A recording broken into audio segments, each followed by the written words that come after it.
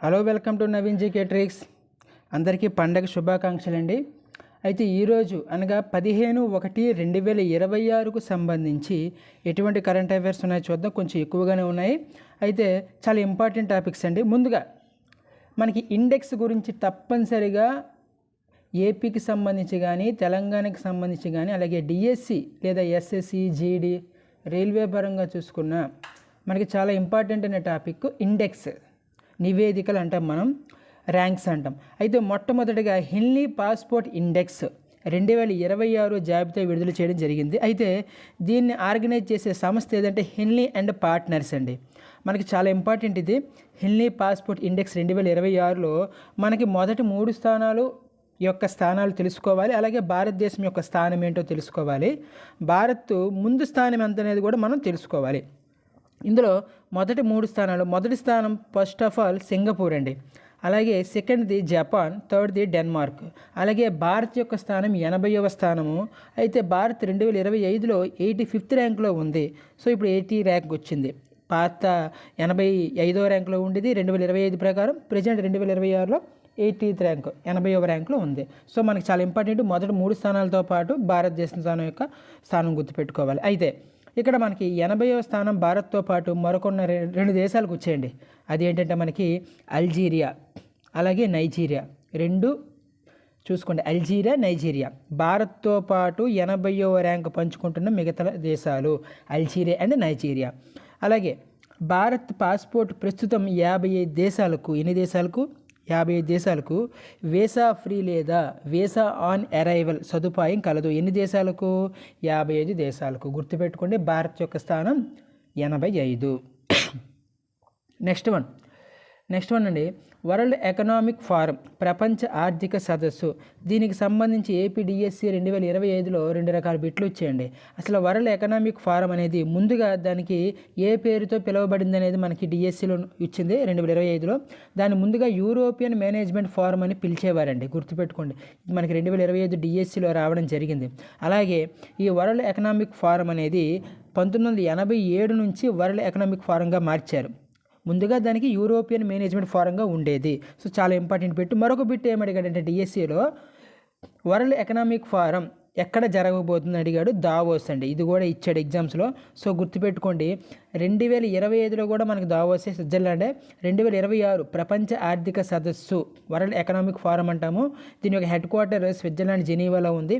అయితే ఇది స్విట్జర్లాండ్లోని దావోస్ నగరంలో జరగబోతుంది. జనవరి 1923లో జరగబోతుందని గుర్తుపెట్టుకోండి. ఇది ఒకటి అడిగాడండి డిఎస్సికి. 2025 ప్రపంచ ఆర్థిక సదస్సు ఎక్కడ నిర్వహించబోతుంది? దావోస్ అని ఇచ్చాడు. సో ఆన్సర్ మనకి దావోస్, స్విట్జర్లాండ్ దావోస్. నెక్స్ట్ అలాగే వృద్ధి రేటుకి సంబంధించి ఎకానమీ పరంగా 2025-26లో భారత వృద్ధి రేటు 7.2% ఉంటుందని అంచనా వేసింది. ఎవరంటే వరల్డ్ బ్యాంక్ అండి. వరల్డ్ బ్యాంక్ మనకి 1944లో ఏర్పడింది. గుర్తుపెట్టుకోండి, ఆల్రెడీ మనం చదివాం. అయితే వరల్డ్ బ్యాంక్ గురించి చూస్తే మనకి గతంలో 6.3% దీని యొక్క వృద్ధి రేటు ఉంటుందని అంచనా వేసింది. గతంలో ఎంత? 6.3. దానిని ఇప్పుడు సవరించింది. ఎంత మేర అంటే 0.9 మేర పెంచిందంటే, అంటే 7.2కు వచ్చింది. 6.3 నుంచి 0.9% పెంచింది. అలాగే 2026-27లో 6.5% ఉండొచ్చని అంచనా వేసింది. ఎవరంటే వరల్డ్ బ్యాంక్. గుర్తుపెట్టుకోండి, వరల్డ్ బ్యాంక్. ఓకేనా? అయితే మనకు వరల్డ్ బ్యాంక్ 1944లో ఏర్పడింది. గుర్తుపెట్టుకోండి. వాషింగ్టన్ DC దీని యొక్క ప్రధాన కార్యాలయము. అలాగే నెక్స్ట్ వన్, కన్సల్టెంటీ సంస్థ గ్రాంట్ థోర్నోటన్ అనే ఒక అంచనా వేసింది. అది కూడా మనకి జీడిపికి సంబంధించి వృద్ధి రేటుకి ఎంత అంచనా వేసిందంటే 25-26లో 7.3 నుంచి 7.5%, అలాగే 26-27లో 6.7 నుంచి 7% ఉండొచ్చని అంచనా వేసింది. అలాగే డెలాయిట్ ఇండియా కూడా ఒక అంచనా వేసింది. 2025-26కి అంచనా వేసింది ఏంటంటే 7.5 నుంచి 7.8 ఉండొచ్చని అంచనా వేసింది. మనకి ఇందులో ఇంపార్టెంట్ మాత్రం తప్పనిసరిగా వరల్డ్ బ్యాంక్ గుర్తుపెట్టుకోవాలండి. నెక్స్ట్ వన్ చూద్దాం. INSV Kaundinya, Indian navy sailing vessel అంటారు.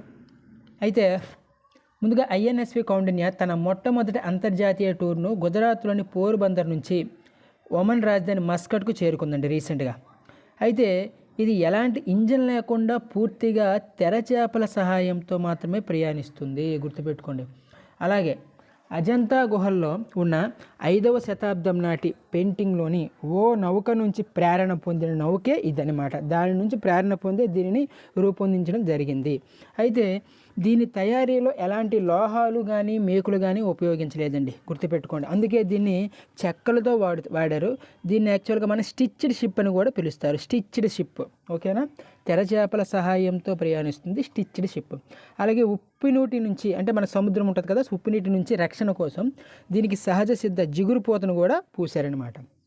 అయితే ఇది దాదాపు 1400 కిలోమీటర్లు ప్రయాణించి 17 రోజుల్లో చేరింది. ఎక్కడి నుంచి ఎక్కడి వరకు అంటే పోర్బందర్ నుంచి మస్కట్కు చేరడం జరిగింది. చాలా ఇంపార్టెంట్ మనకి ఐఎన్ఎస్వి కౌండిన్య, ఓకేనా.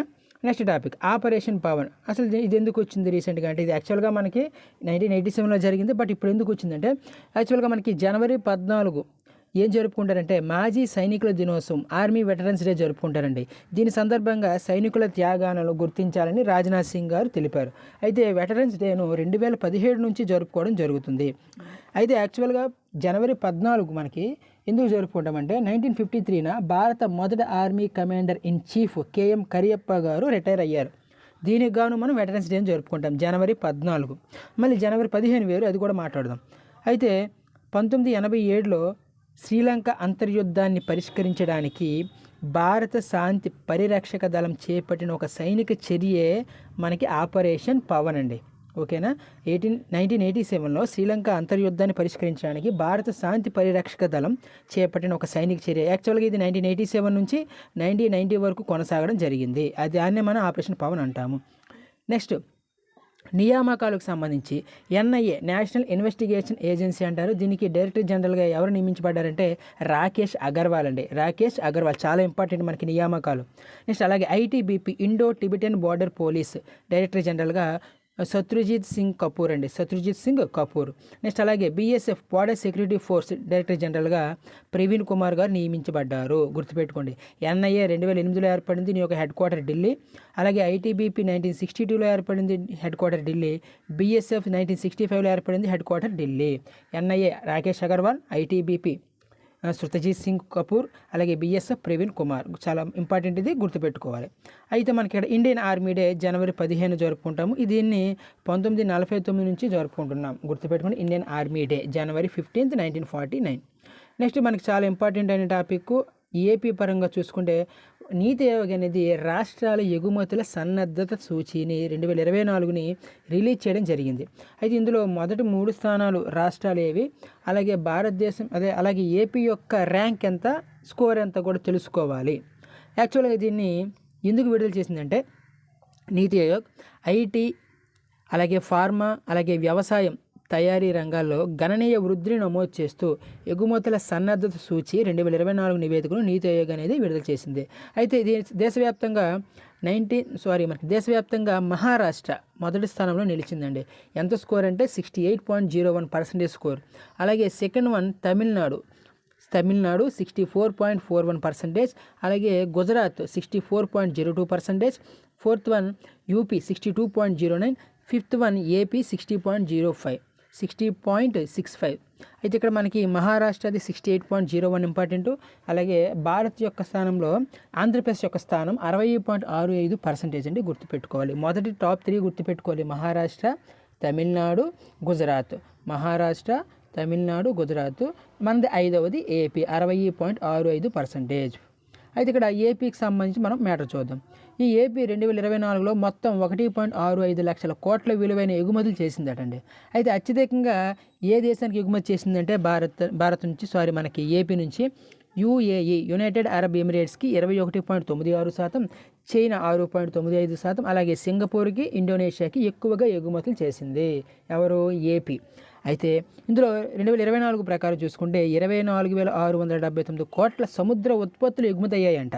అందులో ప్రధానంగా ఎక్కడి నుంచి శ్రీ పొట్టి శ్రీరాములు నెల్లూరు, అలాగే కృష్ణా, తూర్పుగోదావరి జిల్లాల నుండే ఎక్కువగా వెళ్ళడం పేర్కొందనమాట. చెప్పింది ఎవరు, నీతి ఆయోగ్. అలాగే సముద్ర వాటాల ఉత్పత్తి ఎగుమతుల్లో 60%తో ఏపీ తొలి స్థానంలో ఉంది, గుర్తుపెట్టుకోండి. సముద్ర వాటాల ఉత్పత్తి ఎగుమతుల్లో 60% ఏపీ తొలి స్థానంలో నిలిచిందనమాట. అలాగే ఫార్మాస్యూటికల్ ఎగుమతుల్లో 18,410 కోట్ల విలువైన ఎగుమతుల్లో 5వ స్థానంలో ఏపీ నిలవడం జరిగింది. అయితే నీతి ఆయోగ్ ఈ ప్రధాన అంశాలు కొన్ని ఆధారంగా తీసుకొని దాన్ని బట్టి ఈ ర్యాంకులు ఇవ్వడం జరుగుతుంది. ఏంటో అవి చూద్దాం. రాష్ట్రాల పనితీరును మౌలిక వసతుల కల్పన, అలాగే వ్యాపార వాతావరణము, అలాగే విధాన నిర్ణయాలు, పరిపాలన, ఎగుమతుల పనితీరు, ఈ 4 అంశాలను ప్రధానంగా మదింపు చేసి దీన్ని బట్టి ర్యాంకులు ఇవ్వడం జరుగుతుంది నీతి ఆయోగ్. ఓకేనా, చాలా important. NITI Aayog AP point of వ్యూలో భారతదేశంలో మనకి ఇక్కడ ఇచ్చేది ఏంటి, 2024కు సంబంధించి రాష్ట్రాల ఎగుమతుల సన్నద్ధత సూచి. భారతదేశంలో చూసుకోండి, ఏపీ 5వ స్థానము, మొదటి రాష్ట్రం మహారాష్ట్ర, 2వది తమిళనాడు, 3వది గుజరాత్. చాలా ఇంపార్టెంట్ టాపిక్ అండి. నెక్స్ట్ వన్, అవార్డ్స్కి సంబంధించి గ్లోబల్ టీచర్ ప్రైజ్ 2026 ఫైనలిస్ట్గా రూబెల్ నాగి. ఇక్కడ ఫైనలిస్ట్ మాత్రమే చూసుకోండి. రూబెల్ నాగి ముంబైకి చెందిన ఒక కళాకారిణి, ఈవిడ పేరేంటి, రూబెల్ నాగి. నెక్స్ట్ అలాగే బీవీఆర్ మోహన్ రెడ్డి గారికి జియో స్పేషియల్ వరల్డ్ పురస్కారం. ఐటీ ఇంజనీరింగ్ సేవల సంస్థ సెయింట్ లిమిటెడ్ వ్యవస్థాపకులు ఈయన. ఎవరు, బీవీఆర్ మోహన్ రెడ్డి గారు.